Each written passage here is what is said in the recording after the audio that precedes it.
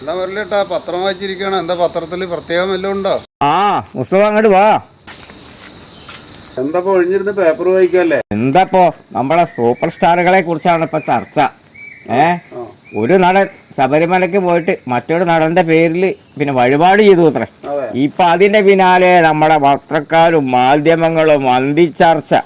വേറെ എന്തൊക്കെ ചെയ്യാണ്ട് ഈ രാജ്യത്ത്, എന്തിനൊക്കെ കുറിച്ച് പറയാണ്ട്, അതിനെന്നും കുറിച്ച് പറയാണ്. ഇതാണ് ചർച്ച. ഇപ്പൊ ഇതൊന്നും പത്ര ചർച്ചയാക്കേണ്ട ഒരു കാര്യമല്ലാന്ന്. അത് ഒരു നടൻ അയാള് അദ്ദേഹത്തിന്റെ വിശ്വാസപ്രകാരം മറ്റൊരു നടന് വല്ല അസുഖങ്ങളുണ്ടെങ്കിൽ അത് ഭേദാവണം എന്നുള്ളൊരു പ്രാർത്ഥനയല്ലേ നടത്തിയിട്ടുള്ളൂ. ഈ മയക്കുമരുന്നിനെ കുറിച്ച് ബോധവൽക്കരണത്തിന് വേണ്ടിയുള്ള ചർച്ചകളാണ് ഇവർ സംഘടിപ്പിക്കുന്നത്.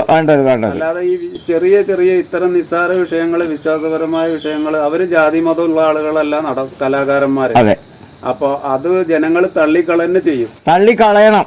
കാരണം എന്താ അറിയോ, ഒരു മഹാനടൻ അയാള് വയസ്സായ ഒരു ആൾക്ക് അയാൾക്ക് എന്തെങ്കിലും അസുഖം ഉണ്ടെങ്കിൽ തന്നെ ഇപ്പൊ ഈ ആൾക്കാരെ എല്ലാരും കൂടിയിട്ട് അയാളുടെ കുടുംബത്തെയും കൂടി വിഷമിപ്പിക്കുന്ന നയല്ലേ ഇപ്പൊ ഇവര് കാണിക്കുന്നത്. മാനസികമായിട്ട് തളർത്തുന്ന നയ അവര് ചെയ്യുന്നത്. അത് ശരിയല്ല.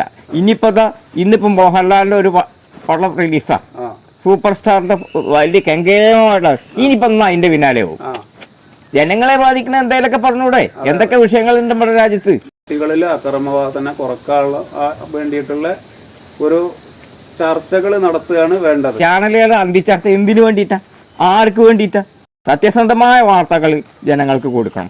ഏത് പത്രങ്ങളും മാധ്യമങ്ങളും. അല്ലാതെ മമ്മൂട്ടിക്ക് അസുഖമാണ്, മോഹൻലാൽ അതിന് ശബരിമലയിൽ പോയിട്ട് വഴിപാട് നടത്തി, അത് അങ്ങനെ ചെയ്തിച്ചോ തെറ്റൊന്നുമില്ല. അത് അയാളുടെ വിശ്വാസം അങ്ങനെയാണ് അല്ലേ? കലാകാരന്മാർക്ക് നിങ്ങൾ പറഞ്ഞ പോലെ രാഷ്ട്രീയം ഉണ്ടാവാൻ പാടില്ല, മതവൈരാഗ്യം ഉണ്ടാകാൻ പാടില്ല. അവരെല്ലാവരുടെയും പൊതുസ്വത്താണ്. അങ്ങനെയല്ലേ നമ്മൾ കാണേണ്ടത്? അതൊരു വിവാദ ചർച്ച ആക്കേണ്ട ആവശ്യം ഉണ്ടായിരുന്നില്ല. ഇല്ല. ഈ അന്തിച്ചർച്ച ചെയ്യണവരുണ്ടല്ലോ, ആ ചർച്ച കഴിഞ്ഞിട്ട് പുറത്തേക്ക് പോകണല്ലോ, അവരെ പുറത്തുനിന്ന് കൈകാര്യം ചെയ്യണം. ഞാൻ അഭിപ്രായക്കാരനാണ്. വെറുതെ ഊതി വീർപ്പിച്ച് കുറെ കാര്യങ്ങൾ പൊട്ടിപ്പൊളിച്ച് പറയുക, എന്തിലും ഉടക്കി വെക്കുകയാണ് ഈ കുറെ ആൾക്കാരുണ്ട്. പേര് അവര് നിലക്ക് നിർത്തിയാലേ നമ്മുടെ രാജ്യം നേരെയുള്ളൂ. എത്ര സാക്ഷരത ഉണ്ടായിട്ട് എന്താക്കി മലയാളികൾക്ക്? ഇതൊക്കെ മുൻകൂട്ടി കണ്ടുകൊണ്ടല്ലേ നമ്മുടെ സ്വാമി വിവേകാനന്ദൻ പറഞ്ഞ് കേരളം ഒരു ഭ്രാന്താലയമാണെന്ന്. എന്താ അതിൽ എന്തെങ്കിലും തെറ്റുണ്ടോ?